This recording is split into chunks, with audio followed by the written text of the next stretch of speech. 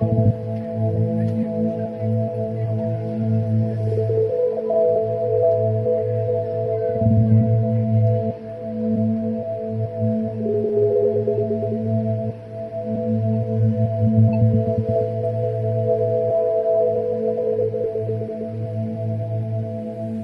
to Mostly Minutia. I'm Colleen Lindell, and this is episode 45, Yoga's Yamas and Niyamas. My guest is Courtney Seiberling, and this is an interview we did back in 2019. Courtney is a yoga instructor and author. In this episode, Courtney and I discuss her book, Yoga's Yamas and Niyamas, 10 Principles for Peace and Purpose. The following is quoted from her site. The Yamas and Niyamas are yoga's essential ethical principles. The Yamas, how to treat others, and the Niyamas, how to care for yourself, include values such as peace, truth, gratitude, and contentment, and make life more manageable and meaningful. This book is a practical, relatable text for yoga instructors who want to incorporate yoga philosophy into their teaching, or yoga students/teacher trainees who are deepening their understanding of the first two limbs of yoga. There is a chapter for each yama and niyama explaining what it is, as well as a physical yoga practice, consideration, mantra, journal prompt, and a personal account of how the author used the principle in her own life. In the beginning of this episode, Courtney and I are going to talk a bit about her background, how she got into yoga, what is yoga, and what are the yamas and niyamas. Then we take 2 chapters from her book and break them down, and at the very end, Courtney shares 2 detailed personal accounts of how these principles physically manifested in her life. Here is Courtney. So I was wondering if you could explain what the listeners probably want to know right away is just what is a yama and what is a niyama? That's a great question. So the Yoga Sutras, which is the first written down text of yoga philosophy, outlines an 8-limbed path. So these are this is how you do yoga, these 8 things. And so the first 2 are the yamas and the niyamas. And then it goes on to talk about the posturing and the breath work and various stages of meditation. But the yamas and the niyamas are basically like the moral codes or the principles of this is how you can live a good life with the world around you, and this is how you can live a good life within yourself. So it's kind of like any belief system. Yoga is not religious, just want to say that. So a lot of people tend to think that that's a thing, but a lot of Indian religions are based on yogic principles, but yoga comes from the Vedas. And the yamas and the niyamas are basically, they're kind of like the do's and the don'ts. So they're like, don't kill people, don't lie, don't steal from other people, do keep your spaces clean, do be content, do open yourself to wonder. And I just noticed when I started really delving into the practice and delving into my teacher training that these principles were just this gorgeous way into the kind of removing the obstacles of the mind or just kind of being able to separate yourself from the emotions. Until I kind of got into yoga, I was one of those people where I was just like so absorbed by an emotion or so like taken over by my sadness or so taken over by my joy. And a lot of yoga and Indian philosophy talks about witnessing those emotions and those thoughts. And yes, of course, you are your sadness and your happiness. But when we can kind of rise above it and look at it, there's a little bit of separation and a little bit of pause and space to be able to look at them, move through them, see what those feelings and emotions are there to teach us. And so these are them. So these are the things to do and not to do as recommended by Patanjali, the author of the Yoga Sutras. And we live in Los Angeles, and I know yoga has become a very, popular thing like across North America. I mean, maybe internationally, but I know there's also a lot of people that don't really know what yoga is. And I was wondering if you could explain to the listeners, like, what is yoga? Sure. Well, I came to the practice, the physical practice, the exercise of it, And I think in the West, we've really kind of taken that on as the power yoga, the kind of flowy yoga that you see a lot in gyms. And that's all great. But yoga actually started not as postures. There was one posture, which was Sukhasana, which was the seat. So it was all about learning how to control your mind and learning kind of what I was talking about rising above yourself to kind of look at what was going on. And like anything that's been around for a long time, it grows and it changes as we grow and change. And, it's a system that's been passed down by mouth, by teaching for thousands of years. And so the yoga that we know in the West tends to be a lot of movement, a little bit of philosophy. But to me, it's just a really great way to feel better in your body, feel more calm in your mind. People come to it for different reasons, and I always encourage whatever that reason is. So my way is not necessarily, I love the philosophy part, but somebody's way in might be that, vinyasa, real power. Like I feel great when I, extend my body and sweat and then I don't want to take any of the philosophy home. But I love that it's an incorporation of mind and body, just like a lot of things are, like running is, or, anytime when you have the discipline of a practice and you put yourself inside a physical practice, it usually has benefits in your mind. And I'm really interested in those mind benefits because it's really hard to be a person, and it's really a lot to take on the things that we take on and the overextension of ourselves and the working 14 hours a day and all that stuff. It's a lot. So yoga is always like the little pause, the little kind of self-care moment, at least in my day, or that when I teach that I offer to other people, just to give yourself a moment to just be with yourself, to just know what the heck is going on inside, what's going on in my heart, what's going on in my mind, where's my body today, where are my arms in space. That's just a really beautiful practice to me.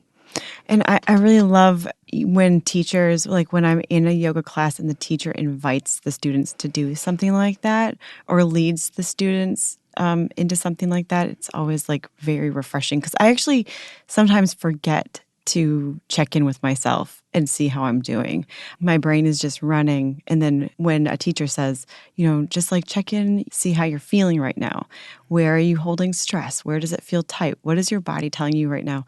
I really, really appreciate that. Yeah, there's something about just the acknowledgement, I think, because I think yoga especially teaches us to just acknowledge the truth of what's going on. And sometimes we don't like that. Some people don't want to have that moment of like, wow, I'm really angry at my sister, or wow, like I don't like my job anymore, or whatever the feeling is. Or it can be confusing sometimes. Sometimes you sit down and you don't know why you feel a certain way. But I think it's really valuable to sit and just acknowledge. And sometimes that helps us move through something, or at least kind of learn a little bit about ourselves. And that's pretty great. When you were speaking before about like emotions and like, just sitting with the emotion of something, the first time I heard about not judging emotions was in yoga, actually. Like if you feel something come up inside, don't judge it.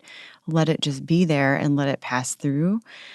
That was really hard to do that. I'm not a master of doing that, but it's interesting recognizing it and then learning about how you can start to let it pass through and not judge it. It's the hardest thing, I think. I mean, and we live in a world where I think, like culturally, you look at commercials or whatever, and it's like, oh, you feel sad? Fix this. Oh, you feel this pain? Fix this. Fix this. Fix this. And so I think we're in this fix-it culture where we think if something doesn't feel right, then it's wrong. But sometimes it just doesn't feel right, and that's just the truth for a little bit. And if we know anything about emotions, they ebb and they flow. And I think that's what the sutras really talk about, is to not identify with the fluctuations of the mind, and to like know that you're not going to be in this state forever, and that it's going to be this, and then it's going to be this, but also not to attach to the good too, or to hold on to when something is working, because if we know anything, that it's probably going to change, or someone's going to make a different decision than we want, or we're going to lose our job, or whatever it is. There's so many fluctuations. And so I think just being able to have that practice, and it's taken me years and I'm still working on it. I'm still considering myself a student of the practice. When something arises, to be like, okay, here I am, here it is, here's the truth of it. But when we can be in the truth of it, I find that it almost helps us relax when you just admit truth. I remember the first time I felt like emotion sitting in my body. I didn't realize that it was sitting in a place, but I had an argument with my dad, like a huge argument. And then I went to a yoga class and we had to do a heart opener. And it was so, like, as soon as I did the heart opener, I started crying. That had never happened to me before. And I was like, I know why this is happening right now. You knew at the time? Well, as soon as I felt it and tears started, first of all, I was like, why am I crying right now? And then I was like, why do I feel like not being in this with an exposed heart? I just wanted to crumple myself up into like a little ball and hide. And I was like, what is that all about? And then I realized, oh, I think it's because like I love my dad so much. We got into this argument. Do I want to be arguing with my dad? No. But it like happened. And then I think I was just holding it in my heart as like sadness. And so it just released. And then that feeling ultimately is what led me to having another conversation with him and apologizing to him. That's the beauty. That is what is, I think, the core of the practice, at least for me right now, is that when you physically create space in your body, when you physically create the time for yourself to open your heart, to, let yourself know how you feel, it creates all kinds of space in our relationships. And, I know that when I start getting cranky with other people, I haven't been taking care of myself and making that space. And I think that's one of the most beautiful benefits of the practice, that we take this hour for ourselves. And then the idea is that you open it up and you open your heart and you use it to listen, to be in the world, to be more compassionate with others. Are you an introvert or an extrovert? Introvert, 100%. So you find yourself having to take space for yourself, or else your body will like let you know? Oh, yeah.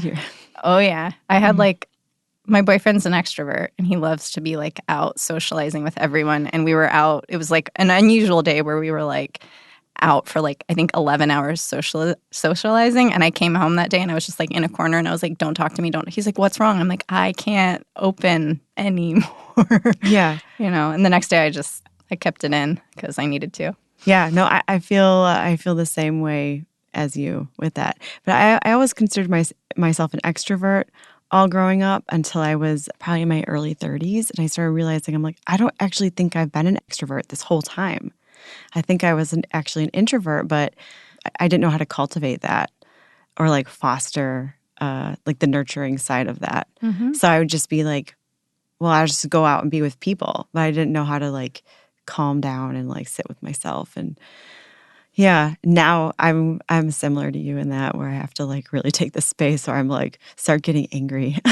Or if it's not like I can see that you're an introvert because you like the intimacy of like when we first met, there was that like really sweet intimacy of like going deep real fast. And I think that gets confused for being extroverted when you're open to talking to someone. But I think that that's just like a really like high quality of an introvert, is somebody that like I can't stand going to parties and being like, so what do you do for work? Or what's this? Like it's like so draining to like not talk and not like get to that like inner place. So I think that's the inner place is the introvert.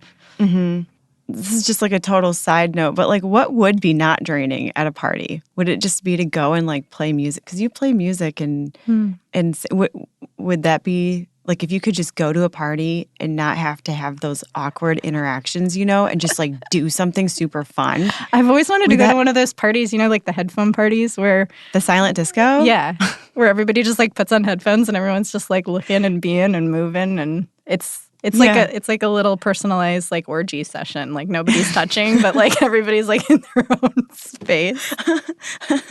Yeah. It's like the most joy you could be having with other people. Yeah, but like not touching.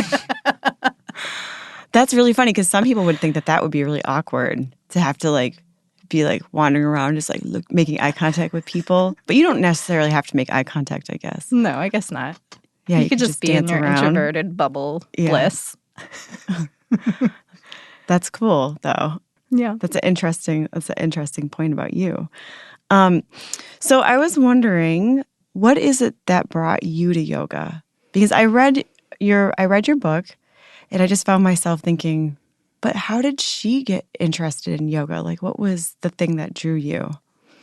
I think, let's see. So I had to take a class in college, and as a person who never wanted to do sports or anything physical, we had to take some kind of a movement class, and there was a yoga class, and I was like, oh, I'll just take that. And I really loved it, but I didn't really stay in my practice after that class. Well, you hadn't done any sports like your whole growing up? No. Theater? I mean, I danced, I guess, a little bit. I was always really not competitive. So I didn't really I would go to volleyball and I'd be like, I don't care where the ball goes. And so that's no fun when you're trying to beat someone or beat a team. Yeah. And I was also just really intimidated. I felt a lot of responsibility on a team. I think I lasted 2 days at volleyball, whatever, the camp before you start school. Because I was just if I mess up, it brings the whole thing down. And I've always done kind of more solitary things I started as an actor, and I loved ensemble work, but I kind of fell out of it when it became about me at the center of attention, me at kind of driving a project. I really liked kind of taking a back seat, and I think that's where the writing came in.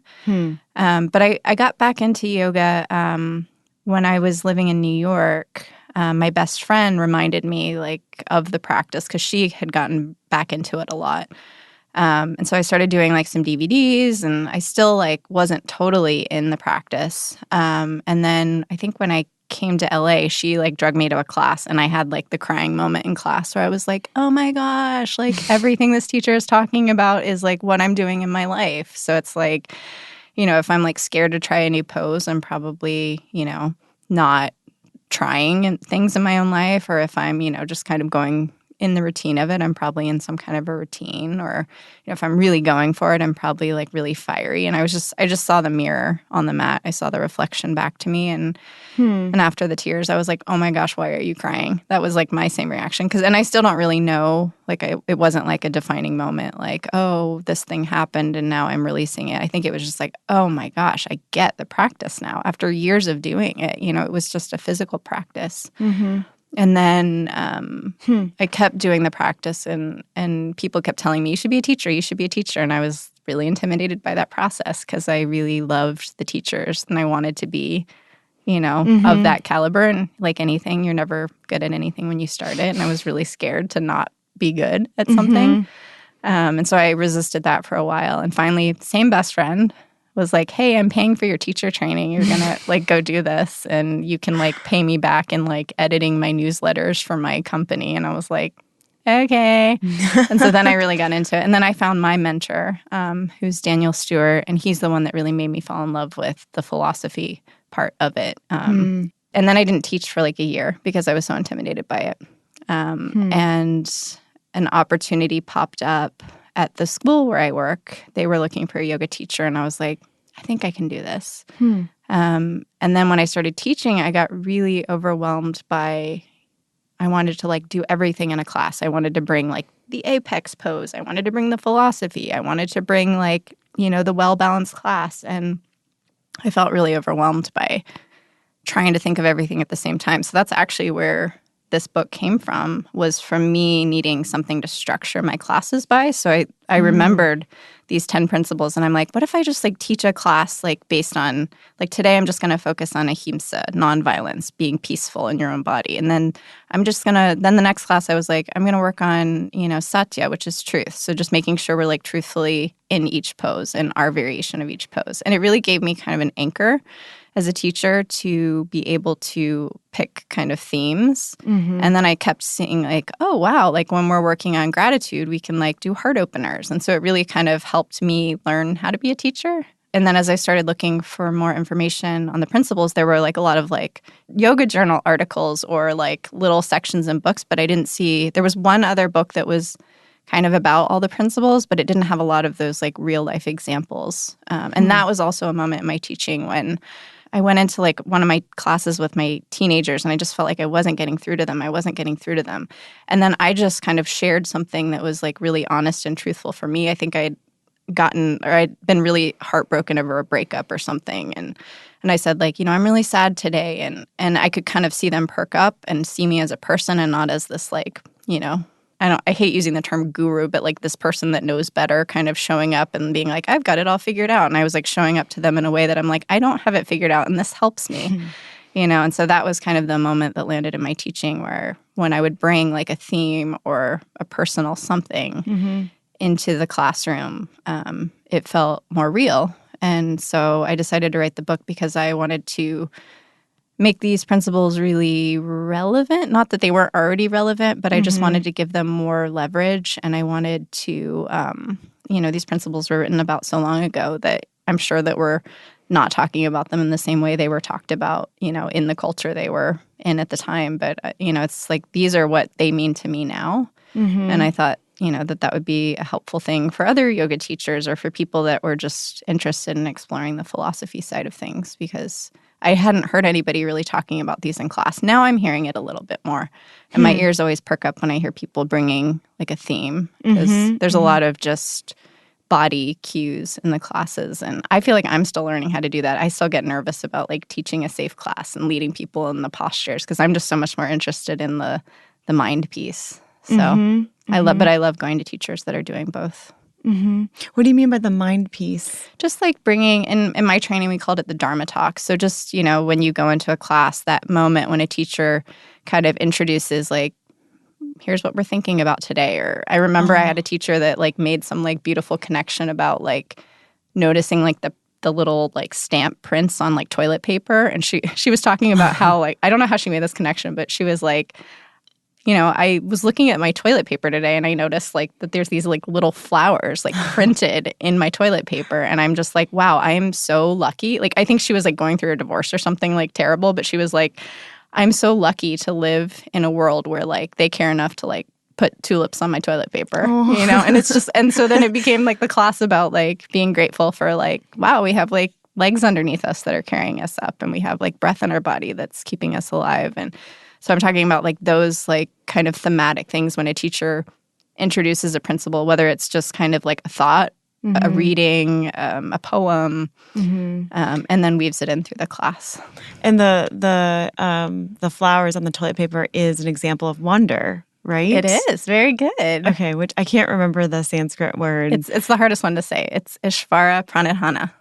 Ishvara Pranahana. And sometimes it's translated as kind of surrendering to God. I don't like to use that word in class because a lot of people have a lot of feelings about God. Yeah. I think in a lot of Indian spirituality, it means like oneness or kind of how we all are this. But I like to refer to it as wonder, because I think it's like that opening to the unknown or what we don't understand, or just being open to like beautiful things happening, or noticing the tulips on the toilet paper or the sun on your face or the wind in your hair. Those moments really kind of reset us when we're grumpy or looking at our phones or feeling not anything but that.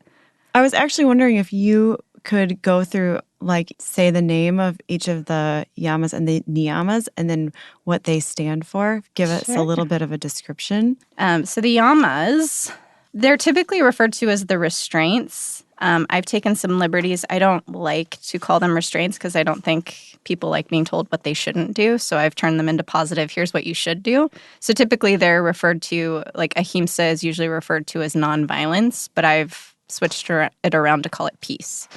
And the yamas have to do with how we interact with the world and how we treat others. So ahimsa means peace.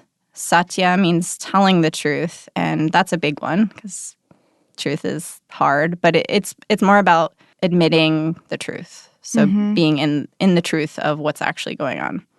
Asteya, this is usually referred to as non-stealing. I like to call it gratitude because it's kind of that when you feel the non-stealing comes from the like need to like take or when you don't feel like you have enough. So it's more about feeling abundant in what you already have. Brahmacharya, this one's funny. So originally it was celibacy or non-having sex, but we think about it in contemporary yoga teachers often refer to it as energy modification. So what you choose to give your energy to and how. And a parigraha is the old-fashioned, really hard to do letting go. So letting things be, letting it go.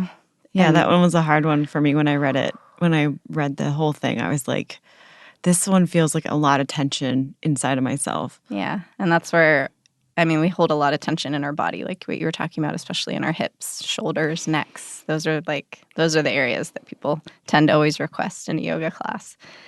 And then the niyamas are how you care for yourself. So I kind of call these the spa day for the soul. So these are the ones that are Saucha is the first one, and that's kind of like the Marie Kondo idea of just like keeping your spaces clean, keeping your relationships clean, keeping things orderly so that you don't get cluttered. Because when there's clutter around, it really does affect, at least I notice it affects my mind when my desk is messy, when my office is messy.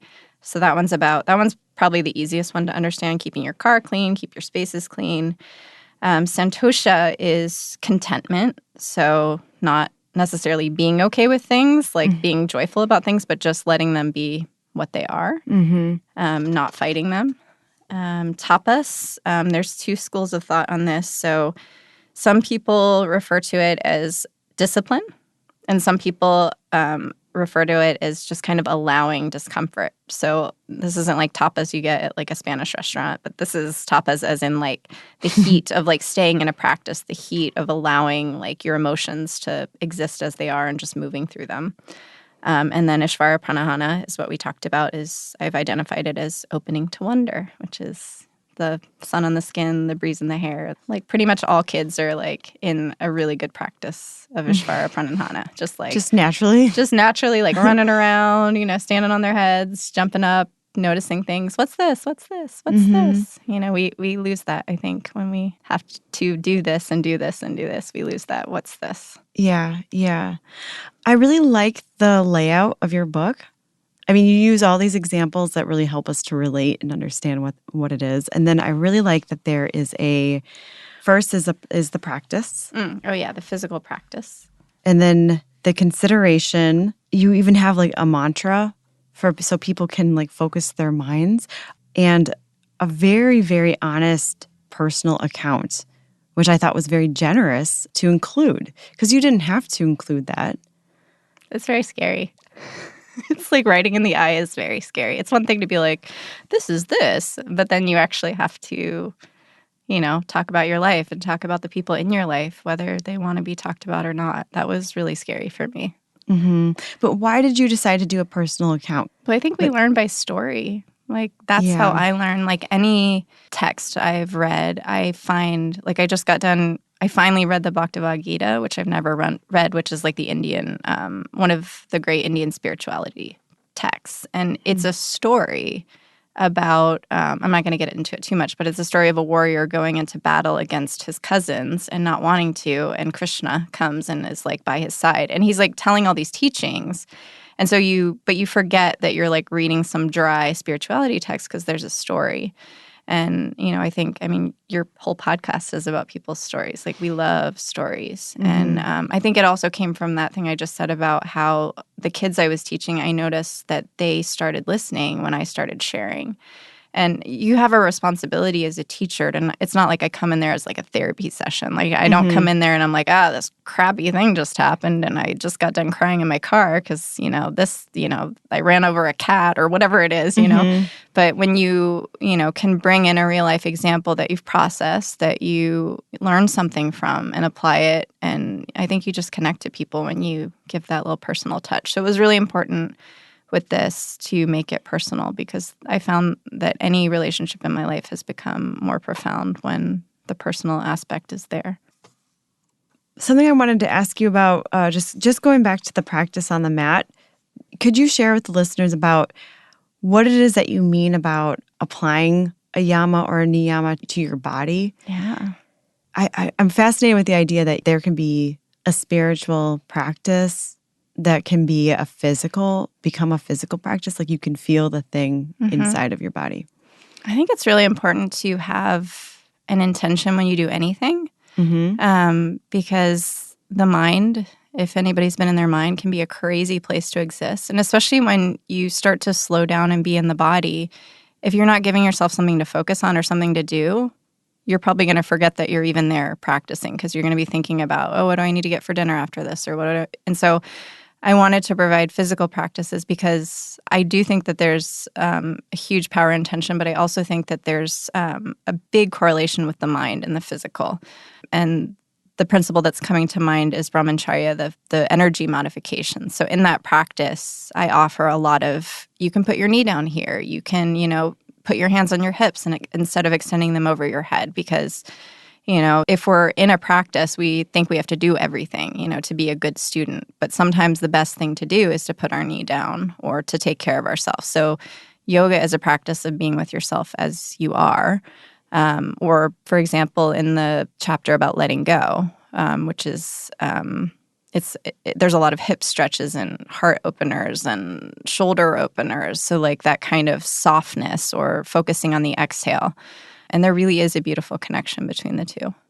Courtney, how did you design each practice for each principle? Did you come up with the practices on your own? I did. Well, I mean, I spent about 3 or 4 years working on the book. And so I had a lot of time because I really I knew I wanted to do this, but I wanted to spend time with each principle and really think about what it means and think about what it meant to me and how I've used it and to kind of think about the physical practice. But often, like as a teacher, when you teach like a heart opening practice, there's certain poses that are heart openers. So it's just kind of a natural progression. So I spent a lot of time thinking about that intention piece of like how can we physicalize Ishvara Pranahana, So when I kind of came up with the intention, the poses were actually pretty simple to figure out just because it would be like, oh, we're teaching a practice based on so-and-so. And then it's kind of like, oh, these poses do so-and-so. So that part was actually easier. It was the really taking the time to think about like how we can physicalize it that took time. And I wanted to ask you if you could explain to the listeners what postures are and poses, if they're the same or... Yeah, so... Interestingly enough, in the Yoga Sutras, asana, which is what we know as like posture, translates in Sanskrit as seat. So it really means sitting in a shape. So it's almost like taking a little like pause in a physical posture. But the Yoga Sutras only talked about one posture. So the physical postures came way later. So yoga was about finding a way to sit comfortably so you could meditate. That's pretty much what yoga was for a long, long time.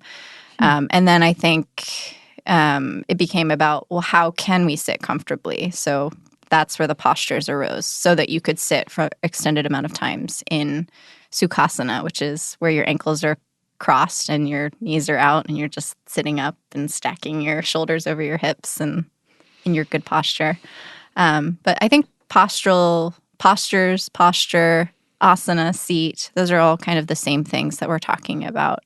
And for me, the physical practice is really kind of a way to, I don't want to say trick students, but it's a way to kind of make yourself do something so that you can be. So, the physical practice is about working through the tension in the body so you can just sit in the truth of who you really are, which is not the crazy person that you think you are. The true self is that kind of open-hearted, listening person that if you've ever taken a yoga class, that feeling at the end is who you really are, not all the craziness. As a teacher, when people come into your class, can you feel all of our energies? Oh, yeah. Like half the time, I'm the person that I'm such like an organizer and planner. So the teaching yoga is probably like the best way for me to get out of that, because I will do all my good yoga teacher homework. I will be like, today's class, we are going to work on opening this, and, I'm going to bring this theme into the class. And then people walk in and you're like, wow, there is like a sense of anxiety in this room, or wow, there's a sense of sadness, or, I thought I was going to teach like a real high energy class and people are just exhausted. So I think like for me, like my training is as an actor, and like people always kind of roll their eyes when I say I have a degree in theater, but I'm like, it has taught me how to do so many things. Like it has taught me how to be an entrepreneur. It's taught me how to like read a room. It's taught me how to like public speak, to like hear my voice bounce back on a wall and be able to like control the volume. But I think one of, or just to be able to like see what's going on and like know how to show up to it, and And then there's like, you can always feel this shift in a room. Like when people have been, usually it's like 20 minutes in, when people are like breathing and they're finally sinking into their breath, then you can introduce maybe what you wanted to do. But sometimes you just got to like do what the room is telling you to do. And that's really hard for somebody that's like, I like to like plan it out. So sometimes you just, that's my yoga, being in the moment that is. So. This is just a side question, but what do you think about anxiety in today's culture? Is it rampant? Like, is it the energy that you feel the most from your students? Oh yeah, coming in. Or I don't know if there's a correlation, but when Trump got elected president, I felt a complete shift in the way that my students were showing up. In this, just I think there's just like a lot of reaction.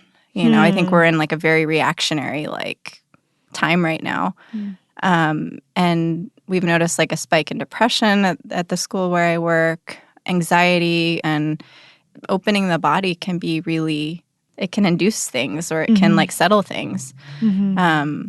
I really enjoy being a part of like a healing practice, but people are really, really tense right now. And I read this quote the other day, I can't remember, it's like, it was like some quirky thing that said, yoga is not about doing, it's about being, or something like that. Like I think we're in this like do, like respond, do, like be better, do better, get that better job title, like climbing. And I think this like old practice of like sitting and being is so needed right now. Yeah. What would you recommend for people who are like sitting in the emotion of something and allowing that emotion to pass through them? How would you recommend for someone to let that happen? This is not my practice, but I hear a lot of people say that journaling is just a huge way to like get to understand yourself. I guess because I'm a writer, I do that, but I don't sit down and like journal every day. I think the breath is a beautiful way into the feeling. This is going to sound really hippy-dippy, but when you're in a feeling, so like say you're in a feeling, sit yourself down, feel your body on the ground, or, put your physical feet on the ground, put your hands on your lap, close your eyes, right? And then just take a couple breaths. Be like, I am. And then take a couple breaths in there. And you'll probably feel it like spreading in your heart. You'll probably feel it like, getting hot in your face, whatever it is. And then almost like you're like this little like fairy rising up out of your head. See if you can watch yourself experiencing that feeling. So you're sort of experiencing the feeling, but you're also watching yourself have that feeling. And this is like obviously so hard to do. Like I'm not like, oh, every time I'm like feeling really sad, I just like sit myself down and ground my feet down and I like take a breath and then I like rise my fairy self out of my head. And like, this is hard, but it's a practice, right? So the more we can get in the practice of not being so reactionary and responsive, because like if I know anything, the moment I like send a text when I'm sad or send an email when I'm like angry at someone, like that is, I do not want to read that email or text the next day, right? So it's like if you can get into the practice of just be, and then after maybe you are in it a little bit, or after you get past it a little bit, then you can like respond to someone or send the text or something. But it's so hard. Like being a person is so hard. And this is my practice. This might not be everybody's practice, but that like idea of the witness, to watch yourself, almost like you were like in that last state of Shavasana. Like I hear a lot of people talk about like they almost feel themselves like floating above their body, like where you can kind of see your physical body, but you're also aware that there's something else. There is this feeling of lightness. And when we can kind of, it's taken me a long time to understand this, but when we know that we have feelings, but we're not our feelings. And that's like, it sounds really simple, but I had to really think about that for a long time. Because, when you think about it, it's like, I'm not angry, I'm not sadness. Like those things are coming through me, almost like a little thing, like a little rain that's filtering through me. But I am not sadness. I don't feel the same way I did yesterday. Like trusting. Right. It's so hard when you're in a feeling to think that you're going to be in that feeling forever. And whenever I try to sit with people, I try to just sit with them. Like the worst thing you can do when somebody's like in a thing is just be like, oh, it's okay, just be happy, or it's okay, just be like, I just say, wow, I'm sorry you're sad. And sometimes just that acknowledgement of it can feel really good to just like ground into it, whether it's a feeling you want to be having or not. But it is hard. Like, it really is.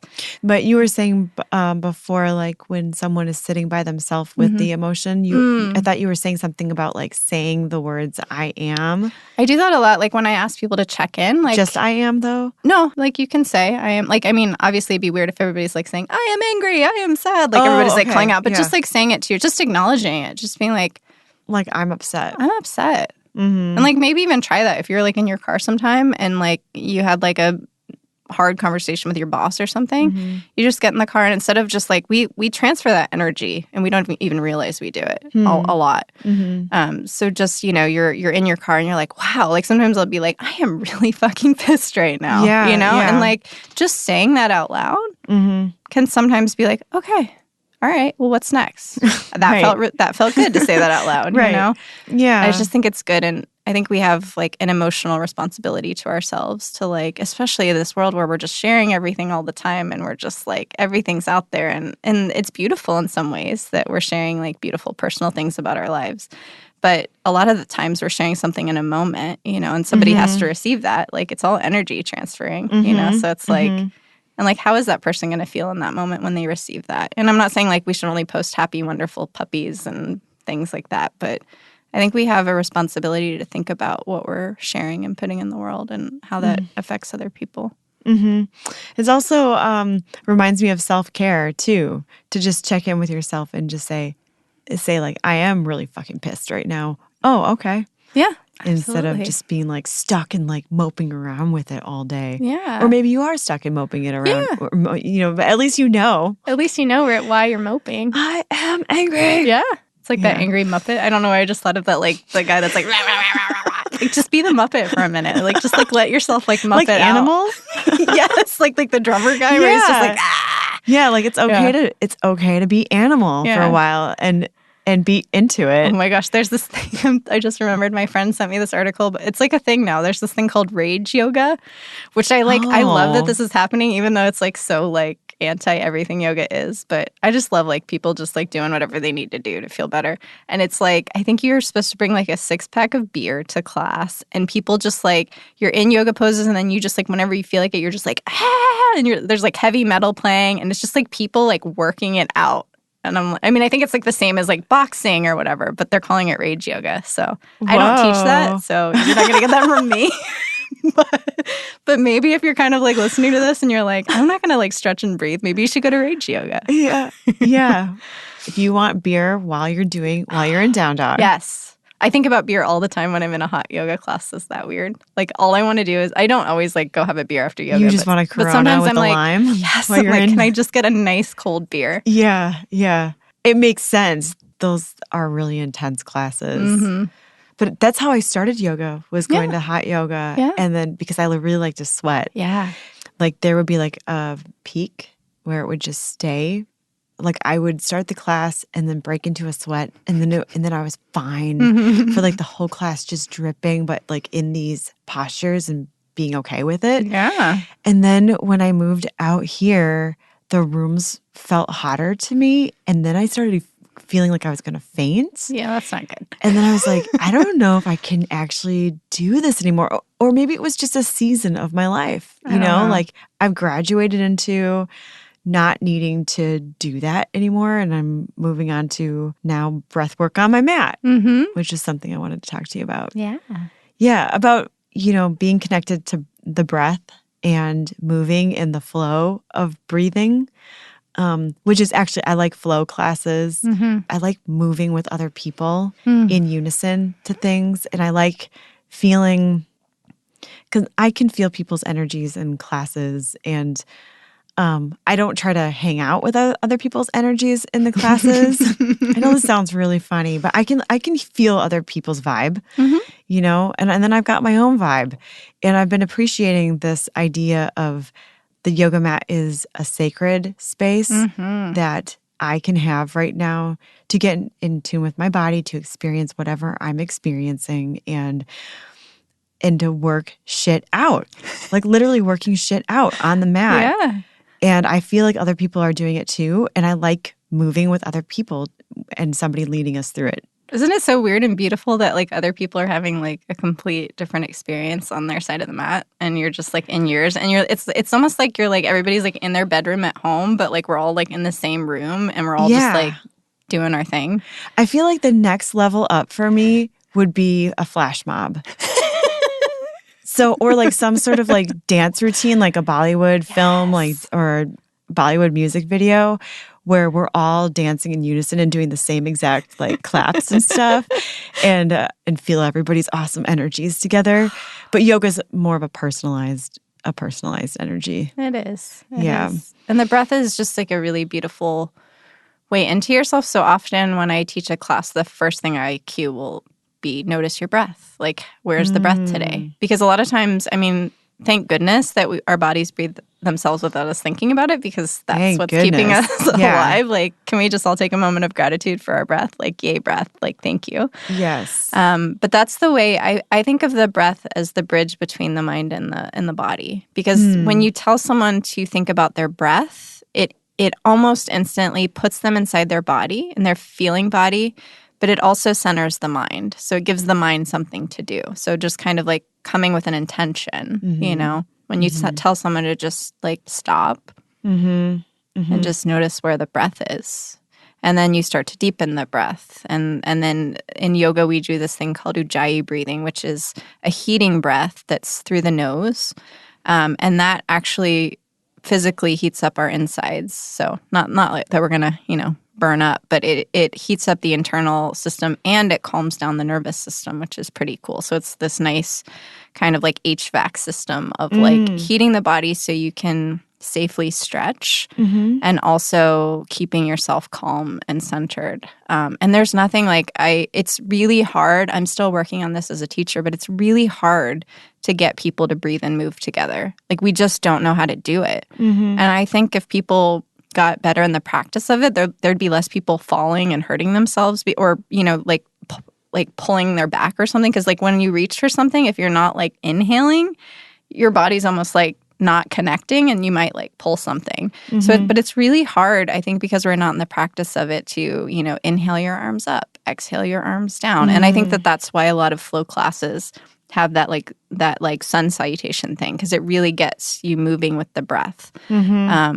And there's nothing that feels better to me than moving with my breath. Like it automatically makes me feel more present.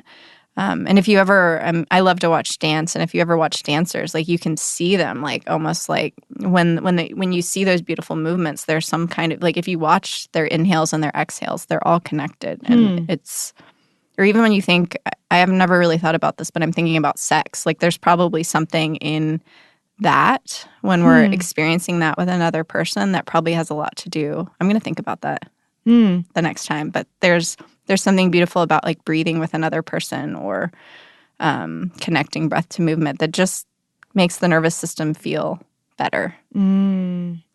Since you started teaching yoga, have you, or like even when you were training, have you learned a lot about the nervous system? You know, I was feeling really like I was lacking a lot of that work. So I recently signed up with an anatomy class online. So I'm kind of I think it's good when you're as a teacher to keep yourself educated. And, you know, you read things and you hear teachers say things in classes, but just because a teacher is like, oh, twists are detoxifying, like, I don't actually know if that's true. So I don't feel comfortable as a teacher being like, oh, you're twisting, you're detoxifying. Because I'm like, well, what does that mean? And I felt sort of like a phony. So I wanted to understand a lot of that stuff more. So I'm kind of in school. Like I'm trying to do like 20 minutes a day of just kind of getting back into like, oh, where's the diaphragm? Oh, how is that like sending oxygen to the body? And I don't know if it's going to enhance or change my teaching to know like where my scapula is. I mean, maybe, but there's something about understanding. And the things I'm learning about it is there's, you know, when you read like, oh, I have a headache, and then you go online and you're like, what are 5 poses for headaches? Like, yes, there's poses you can do for headaches, but I think the science is showing that we don't actually really know a lot about like what pose is doing what, but it's about a well-balanced practice that's helping people. And the practice is so personal for each of us. So something that might help me might not help you. And it's really hard in a group of people to like service everyone, you know, and I think that that's why like private yoga sessions are great, or practicing on your own is great, and trying different teachers because you kind of find what works for you. And we're lucky to live in LA where there's an abundance of people that are teaching lots of different things. Yeah. And what would you recommend for somebody who like just wants to try a yoga class? Like what kind of class would you recommend for them? I would definitely say level 1 beginner. I know none of us want to, like, we want to jump in and do like the power yoga vinyasa class. That's what I did for like 10 years. But when I, you know, because we just want to, you know, there's something in us that we just want to like get in there and do it, you know. But I still really love as a teacher to take beginning classes because I'm reminded of things. I'm like, oh yeah, my right hip goes back there. I press here. Like even as a teacher, like I'm still reminded of that stuff. And it can be confusing when you're looking at a yoga schedule because there's not, you know, sometimes it says level 1, sometimes it says open, sometimes it, you know, there's just so many varieties. But even just like, if you're just like getting started, even just going on YouTube and put like beginning yoga or something like that, you know, and just like, you know, seeing what you like, because it's also personal. And like some people really like a good like restorative class. Some people want to work out. So it's like, if you're just getting started, or maybe ask if you're in your community, if you know anybody that does yoga, just start asking around like you would do anything else. Like, hey, I'm thinking about trying this. And, oh, I have this great teacher. She teaches at the library. Or just showing up, just going to a gym class. Especially in LA, I know fantastic teachers that are teaching at like Equinox or LA Fitness. Like, there's so many people out here, and just, you know, trying it on. And it might take a little while. It's almost like a therapist or a relationship. It's like you got to try it on and figure out which one you like. And people can actually, you have a YouTube channel. I do. And people can go on YouTube and do yoga with you. Yeah, you can practice the Yamas and Niyamas. So I wanted like physical practices to go to kind of bring awareness around the book. So yeah, you can just search my name and you can, you know, I talk a little bit about Courtney Seiberling, SEI. BERLING. Yeah, but that's a way in too. I feel like those classes are pretty beginner, all-level classes. So you can try it. And I bet if you don't like me, there's somebody that you'll find that you like.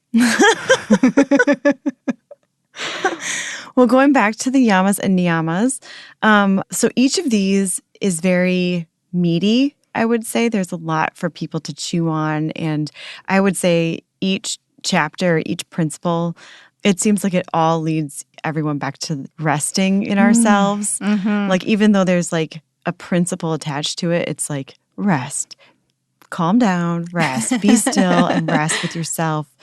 You know, but I was wondering if we could take a few that really have meant a lot to you, or even like one that you feel like you're working on right now. Just a few of them and go through them. Yeah. So the listener can kind of, you know, dive in a little bit deeper with absolutely. A few of them. Was there anyone that you felt drawn to?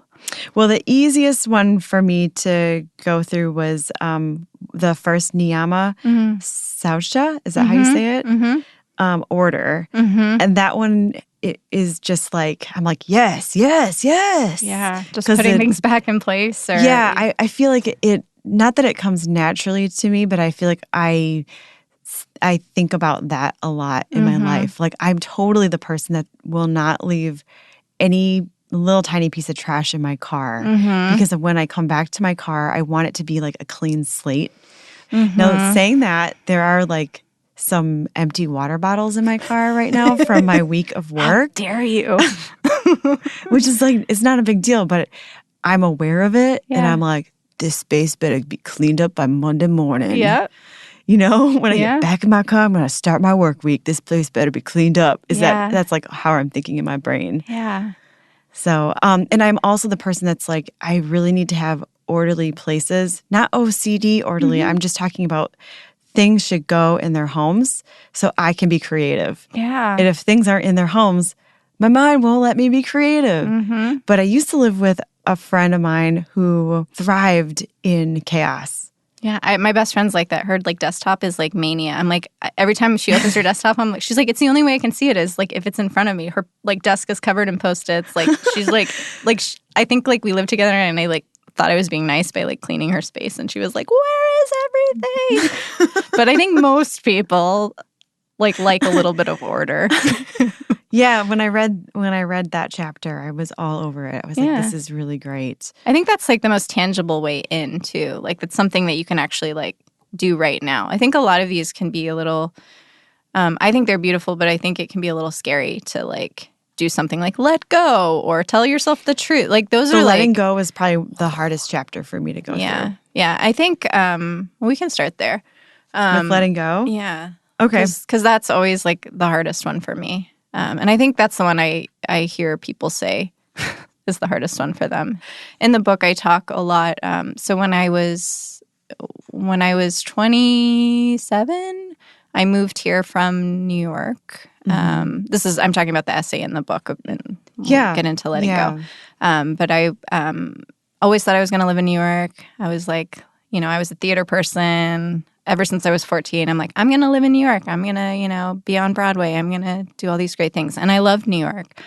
And then I fell in love with a man that lived in Los Angeles. And it was really scary because I felt this feeling so true in my heart that like, you have to go be with this man. Like it was the first time in my adult life where I was like, wow, like I feel this like I don't have a choice because I feel it in my heart to like I almost felt like I could just like jump on over to LA.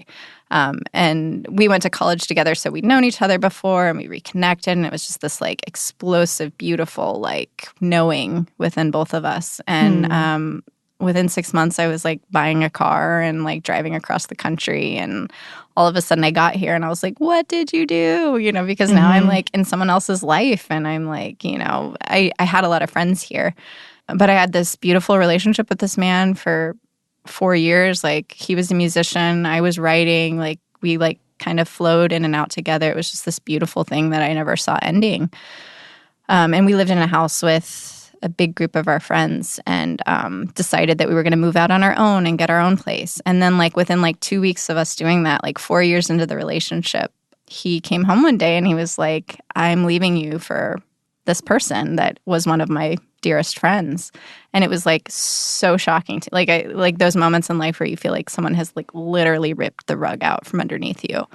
And I don't think I realized this at the time, but my father died when I was really young. And I think it was, now looking back on it, I think it felt like the man in my life had like instantly gone absent. And he was like out the door absent. He was like he broke up with me. She called. He was like on the phone with her and he just like walked out of the apartment and like got in his car and like drove off. And I didn't see him again for like a really long time. And it was so heartbreaking to me. Wow. And it was just like everything I thought I knew was, I feel like I really grew up in that moment because like everything I knew was just like not anymore. It was like, I'd uprooted my whole life. I like, I was young, so I was like putting all my energy into him. I was like really like trying to make his artistic life happen. And I was like in the process of like planning I think it was his 30th birthday or something. And, all our friend groups were connected. Like it was just like this explosive like shift of everything. And, I had to like figure out where I was going to live now. And I had to break our lease with our landlords and like he left his dog there. And it was just this like, I mean, it would be so easy to just like never forget this person and hate this person and like never talk to this person again. And I'm not saying this happened overnight. And it took, I remember just like, I felt like he was like living in my right hip. Like every time I got on my mat, and I had to like go to my mat every day because I was just like in my body, I'm like, I have to let this go. And, I had like beautiful friends that were like scooping me up off the floor at the time. Like I think I was like going to work with like my sunglasses on every day because I was just like not sleeping and just like puffy eyed, just like the most broken my heart had ever been.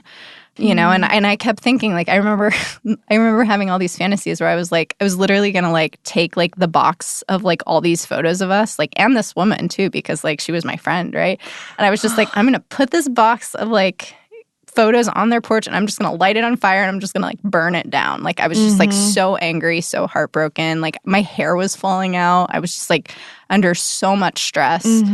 And like I kept thinking, like I kept holding it. I kept thinking he's going to change his mind. He's going to realize like this was like the biggest mistake. He's going to come back like a little puppy and beg to have me back. And he just didn't. Like I kept thinking this. I kept thinking like, oh, like, he's going to realize that like she's so much more complicated or this or that or that, I really am his better match. And it just didn't happen. And then I heard they got engaged and I was like, what? And I was like, he's going to break off the engagement. And this is like years later, right, that I'm like still holding on to this, you know? And I literally was like doing the crazy person thing where I think like I knew they were getting married because like a lot of our friends were like invited to the wedding. And I was like literally going on like everybody's Facebook pages, like trying to just like rub the like whatever in the wound. I was just like, I just like needed to see photos. Like, are they really happy? Are they really doing this? I mean, this is like crazy person like behavior. But they got married, you know, and then I was like, they're going to get a divorce. And I was just like holding this. I was like dating other people, but you know, I was not really like opening my heart in a way that felt good. And then they like got pregnant and I was like, all right, I think they're probably going to stay in this relationship. You know, that we're like 3.5, 4 years later, right? We got like a kid on the way. Like I have to do something to let this go because like I cannot hold this anymore, you know? And like so many people go through their life, you know, I see people at my work where like they are so angry about divorces that happened like 20 years ago and just like the way they spew at each other. I'm like, I do not want to be that person. And I don't want to say but like I just had this moment where I'm like, okay, like you have to accept what's going on. Like that to me is the first step of letting go. When you're like wanting it to be different than it is, you are like totally disconnected from the letting go. So it's like all the grief stages. Yeah, it's exactly like that. Like when you're just like, it's like calling it what it is. Like what we were talking about, like naming your feeling or naming how you are. I was like, I'm really sad. Like this sucks. But like the truth is, they are probably a better match. They got married. They're having a child. Like they're not like this isn't coming back to the way it was. And I think when I had that realization, I'm like, okay. And then I started thinking about like I actually started thinking about them. I'm like, actually, it kind of makes sense why they would be together. Like it makes more sense. Like it was always like them like wanting to do things together, them always like going to the grocery store together when we were leaving together, just like the little things. Like they both love sports. They both kind of like have similar temperaments but that are different enough. So I kind of like looked at that. I think what actually really did it was I was in a relationship with someone at the time, and somebody I was teaching a yoga class, and this is like probably like my least proud moment of my existence, so bear with me as I share this. But like I'm in like a committed relationship with someone I love, right? Just like this person was in a committed relationship with me. And I remember this man walked into my yoga class and like my whole body just lit up. I was just like, who, you know, that like first initial feeling of like the thing they say about like love at first sight or whatever. I was just like, who is this person? Like I need to know this person. Like what is going on? And I didn't act on it, but I went home and I told my boyfriend who that obviously like did not go well when like he probably thought we were like having this like extensive like love affair when I didn't even know this person's name.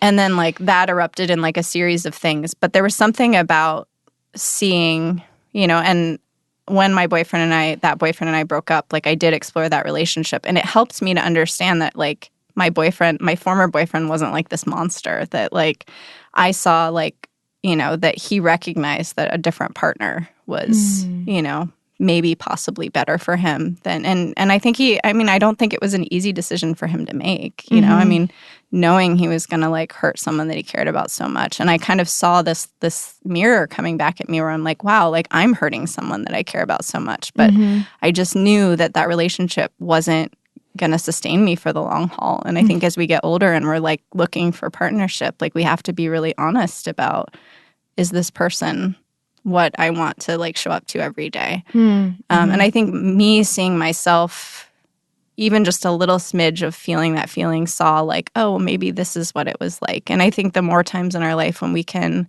see ourselves in other people, it's really hard. But even when somebody does something that's infuriating, you can be like, oh, I've actually done that before. Or, like I've actually cut someone off in traffic before.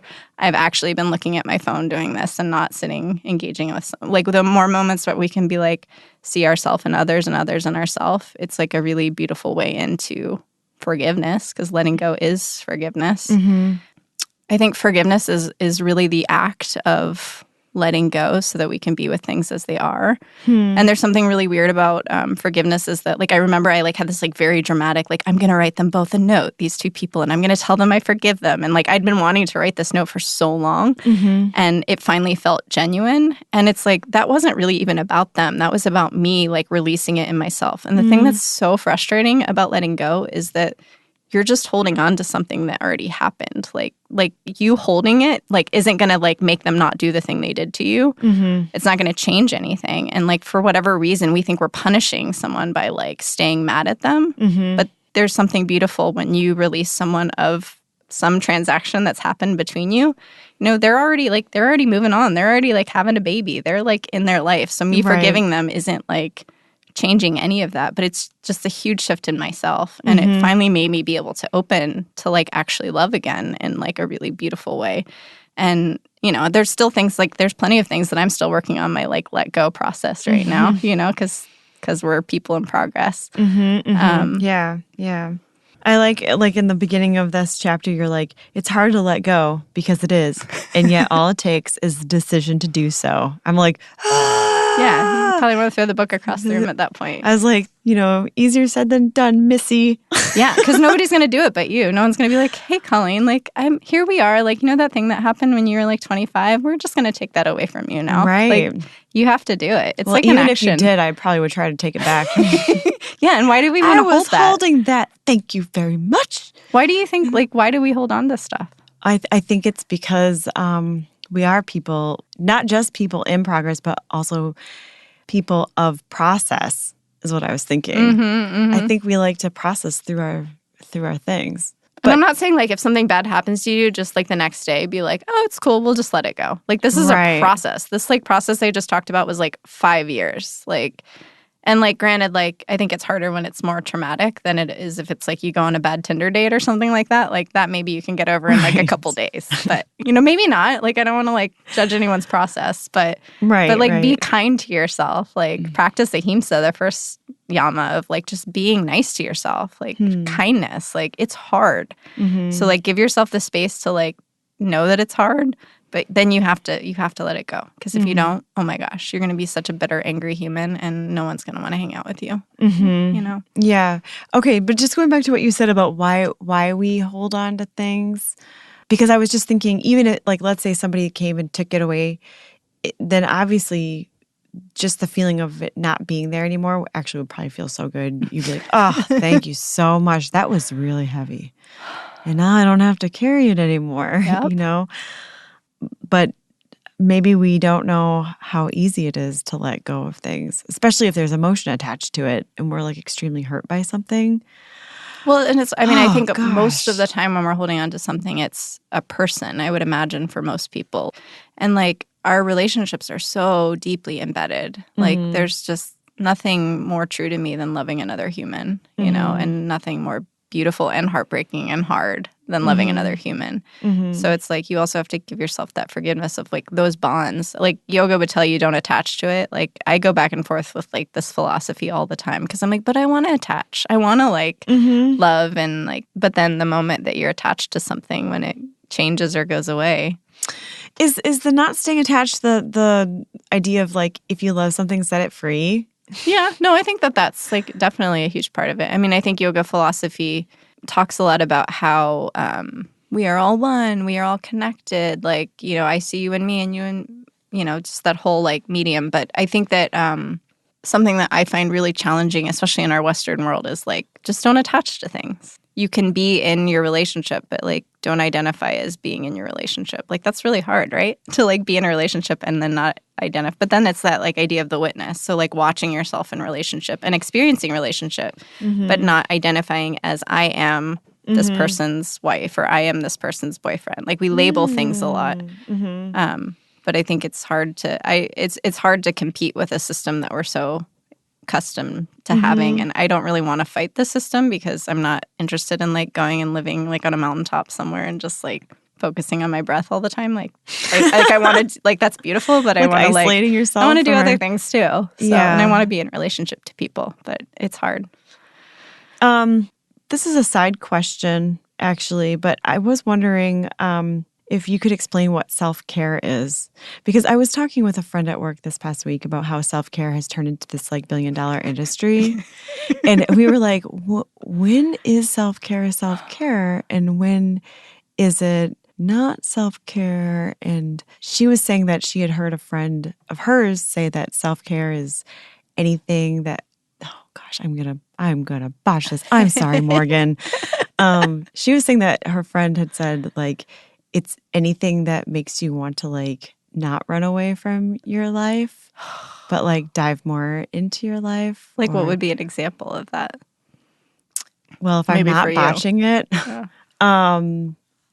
like, so I guess an example of what it wouldn't be would be like, yo, I gotta go to this, like, I gotta go to this type of yoga class where it's all super hardcore hot yoga, or like I have to run up Griffith Park, like this trail in Griffith Park where it's like actually more taxing on my system. And this is identified as self-care?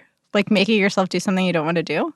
Yeah, like I would say I feel like a lot of people need rest and don't know how to access rest. They also want to take care of their bodies, but don't know exactly how to take care of their bodies. But in their minds, and what a lot of us think is like, we have to drive ourselves into the ground. Mm-hmm. And part of that is also through exercise. Yeah. For me, I'm finding out that I actually think I'm a person of rest. And I've been trying to learn more about that. Like, what does that mean for Colleen? So I like Epsom salt baths.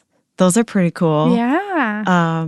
Also, I like to let my mind sit and ponder, like not being focused on something directly and being in the moment. I just literally, I think because my brain is an artist brain, I have to let it float around and just ponder on stuff. Yes, I love that. And that makes me feel better. Yes. Well, I think it's so crazy that now self-care is like something else we have to do. It's like, oh my gosh, like, especially I see it with like the mom culture. I'm not a mother, but like I see it with like, okay, like, and it becomes like we have to like get a group of 8 women together, spend a bunch of money like renting this room and buying this like wine and getting spa treatments. And it's just this like expensive thing that we have to do, which is like crazy to me. Like, that's wonderful. Like go do that. That's awesome. But like self-care is available like right now. Like you can just take a breath. Like that is self-care. You know, and I think it's maybe more about thinking like, why do we have to run? What are you running away from? Like, what is it about your life that, you know, like I want to live in a life, and I'm working on this right now. Like I just quit my job and I'm like moving into a really scary unknown territory. But I finally got to a point where I was like doing the extremes where I was like, I hate my job. I'm like so stressed out. I'm going to like buy myself like 20 books on Amazon, like to like treat myself. That's like my self-care. And then I'm like, why am I doing this like yo-yo of like, okay, you did all this stuff you don't want to do. Like now you can do something you want to do, you know? And like, you're like rewarding yourself. yeah, like rewarding yourself. Or like, I mean, this is like retail therapy in like a nutshell, right? Where like there's so many people I think that like hate their job, but they can like buy the nice car. They can like buy the thing. And like, that's all wonderful. Like, I'm not saying like, don't buy yourself the nice car or whatever. But like, I would just love to encourage us to like find a little bit of enjoyment in like the life that you're living. And that doesn't have to be big shifts. Like, I'm not saying like everyone like go out and like quit your job tomorrow or something. But, you know, I think the more times we can be connected to what we're doing, like in the moment of what we're doing, whether that be even like watching a show or something like that can be self-care. But like when you're like binge watching, like to like avoid the fact that like you have to like go do this thing you don't want to do at 5 o'clock, like that's problematic to me, right?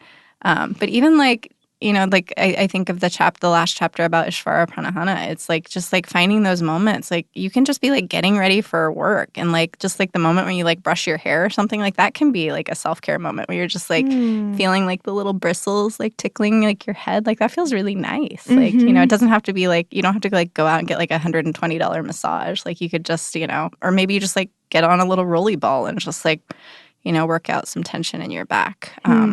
But I would just encourage people to like find like more moments like in your life where you feel connected and lovely in the moment that you're doing. And so you don't have to run away from yourself so much.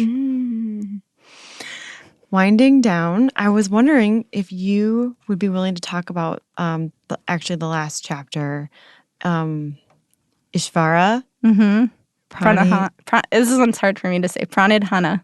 Ishvara Pranidhana. Beautiful.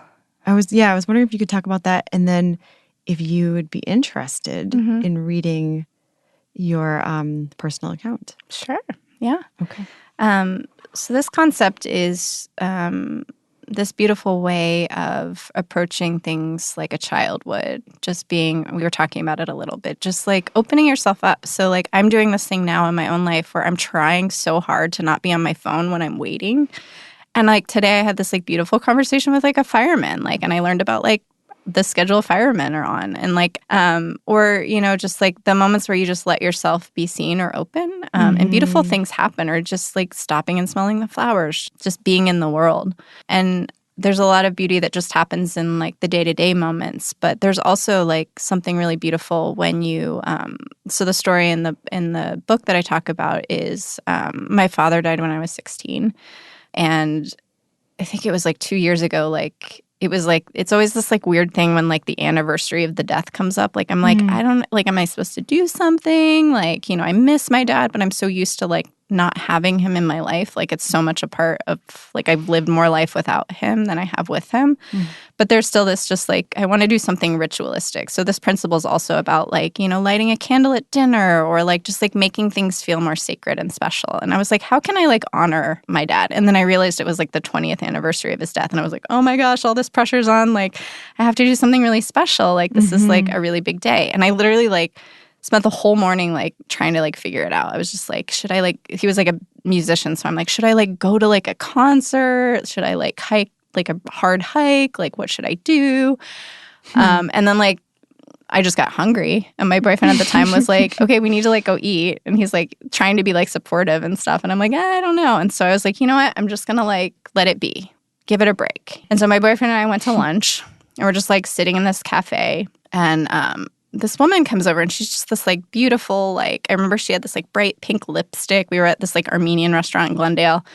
And she was just like really chatty with us. And she's like, oh, it's your first time here. That's wonderful. And all this stuff. And at the end of the meal, she's like, complimentary dessert since it's, your first time here.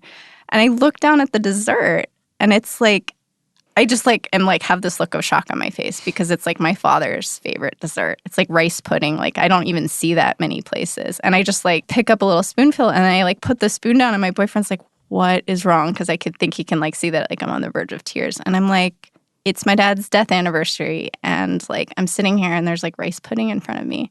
And this woman comes over to me, and she's just like, do you like your dessert? Because she was kind of like, what's wrong?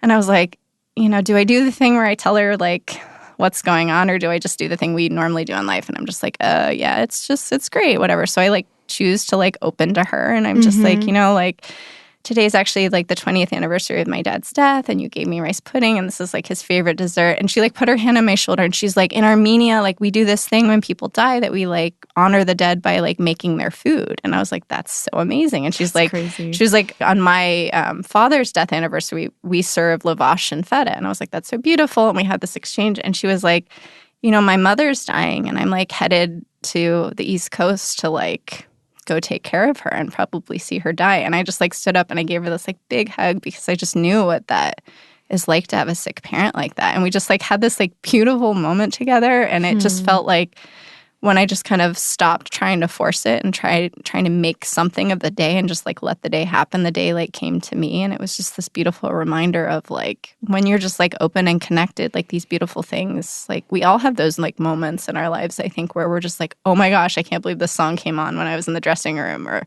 then we think like I should really call that friend or something. And it's beautiful when we listen and we respond to those things. Yeah, I think that's an amazing story. That you just were like, okay, fine, I can't figure this out. No. And it was like all figured out for you. Yeah. And I couldn't have orchestrated that better day. No. Like that was like the perfect way to do it. So. And you say in here also that like wonder is being open to the divine. Yeah.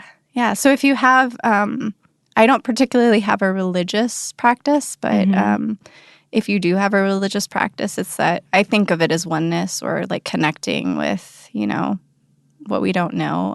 A lot of it is about surrendering to what we don't know. So in those moments, like sometimes when we're just like trying to figure out something so hard, it's like sometimes just like throwing your hands up in the air and be like, I don't know. Like I trust, like just trusting that you'll be okay. Do you feel like that was a divine moment for you? Oh my God. Like when... Yeah. Yes, absolutely a divine moment. One of the most beautiful moments in my life. I do want you to read that, by the way. Are you still open to reading it? Okay. Do you? But I did want to say really quick. Well, one question: have I not touched on something that you would like to talk about? No, I just want to thank you so much you're such a generous listener and giver, and thank you for letting me talk about something that means so much. Well, thank you for sharing. I'm really happy that you wrote this book. Thank you. I feel like whosever hands this book falls into, they are going to be blessed by it. Yeah, thank you.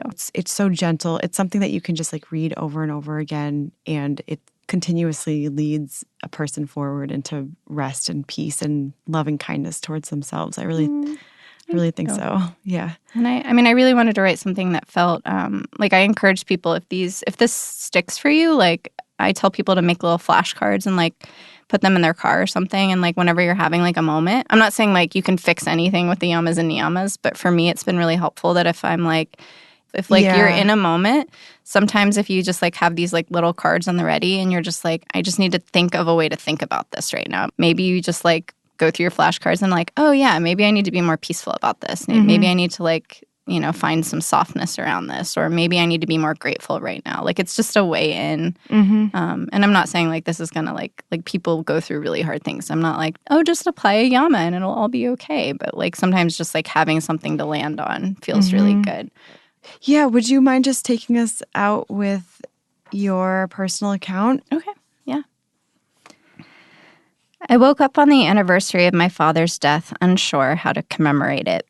I considered a long hike or going to a concert, but neither felt quite right, and the morning hours slipped away. I messaged my mother and my brother that I loved them. I had a call with my life coach. I drank coffee, researched a supplement I was considering, and then I stopped to do the math. It had been 20 years since my father's passing. I couldn't believe it. 20 years. I lived more of my life without my dad than with him. Dumbfounded at the dining room table, I put on an album and stared at the window at an adjacent apartment building, the rattle of air conditioners conducting a concerto of noise. I felt even more pressure to make it special, knowing it was such a big anniversary.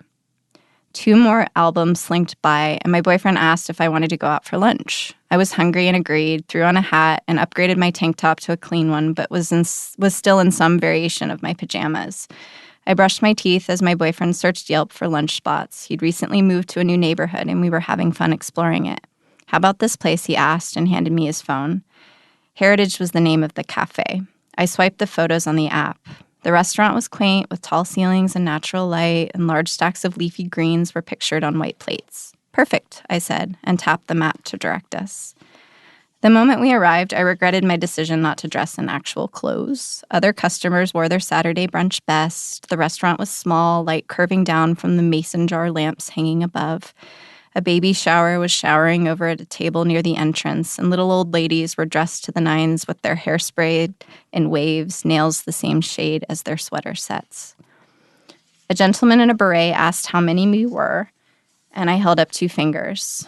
We followed him to a table in the middle of the restaurant, and I flapped a folded napkin from the place setting onto my sweat-panted lap. Another man brought us fresh bread and hummus on a wood panel. He looked like the brother of the man who'd seated us, the 2 tag-teaming all the tables in the restaurant with skill and grace. My boyfriend and I ordered rosewater lemonade and were brought large jars of it, blackberry and mint sprigs floating on top of pink liquid. We each selected a salad, one with roasted vegetables and beets, the other a spicy corn and cauliflower medley. After a few gifts from the baby shower table were unwrapped and Googled over, a woman appeared from the back with our salads. She looked like the sister of the 2 waiters. How sweet, I thought, a family establishment. The woman's skin glowed with kindness, not of youth and creams, and she was tailored neatly in black. I couldn't take my eyes from her pink glazed lips as she asked if we'd been to the restaurant before.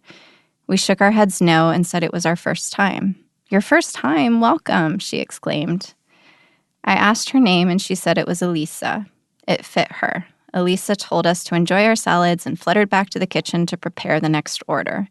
One of the brothers came around to refill our jars, even though the menu said there were no free refills.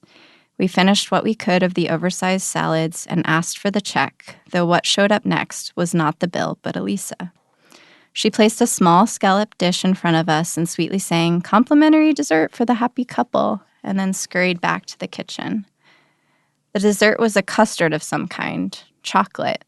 I lifted a small spoon and took a bite. Rice pudding, light and chewy.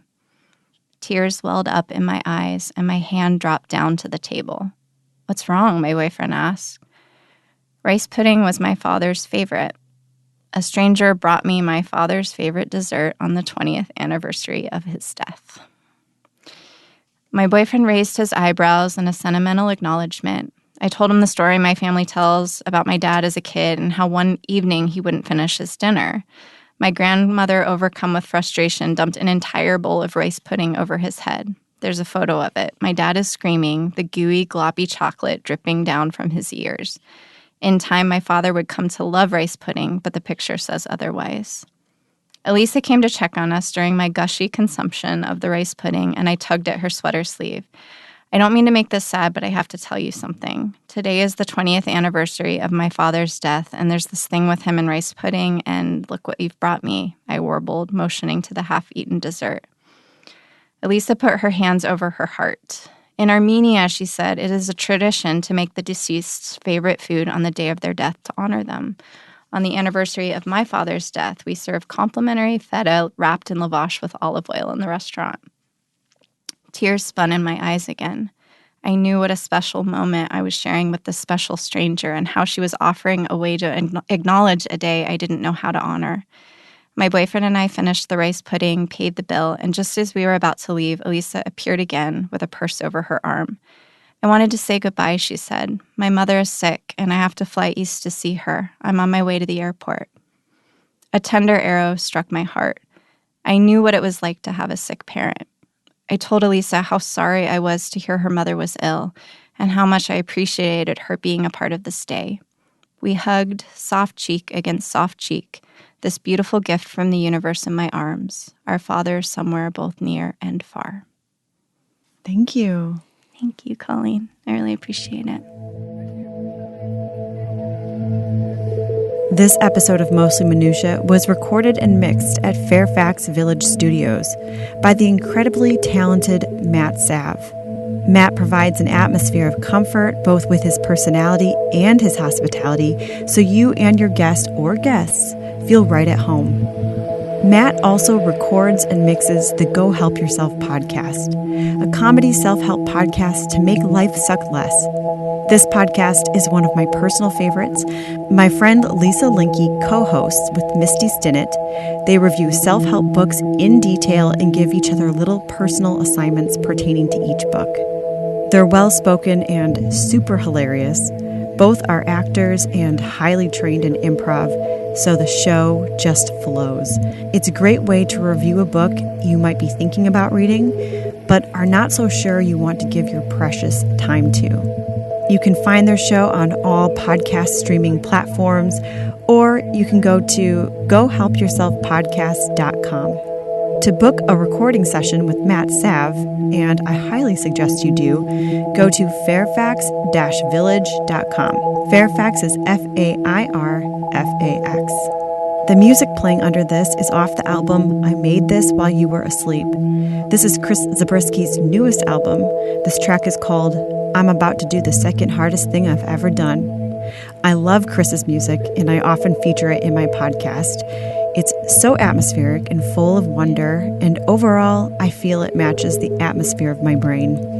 You can find all music by Chris on all listening platforms, or go to chriszabriskie.com. That's ChrisZabriskie.com. Lastly, a huge thank you to Courtney for openly sharing her story. You can find Courtney's book on Amazon, Yamas and Niyamas, 10 Principles for Peace and Purpose, or you can access it through her personal site, CourtneySeiberling.com. CourtneySeiberling.com. You can also practice the Yamas and Niyamas physically on her YouTube channel, Courtney Seiberling. There you can find each Yama and each Niyama and personally feel the philosophy manifest as physical in your body. As always, links to all of these are in this episode's show notes, which you can find right now wherever you're currently listening. A little note, with the loss of my job recently and my newfound time, I woke up the other day desiring to hear directly from grocers what they're currently experiencing given our present crisis. In my next episode, I'm going to interview a grocer from Madison, Wisconsin. I'm also currently trying to interview local grocers in my neighborhood, but am finding I have to go through PR.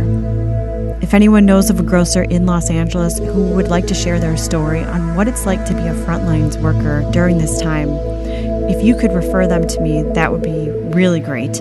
I'm not interested in the establishment where they work, but rather their backstory and how this time is affecting them personally. Thank you.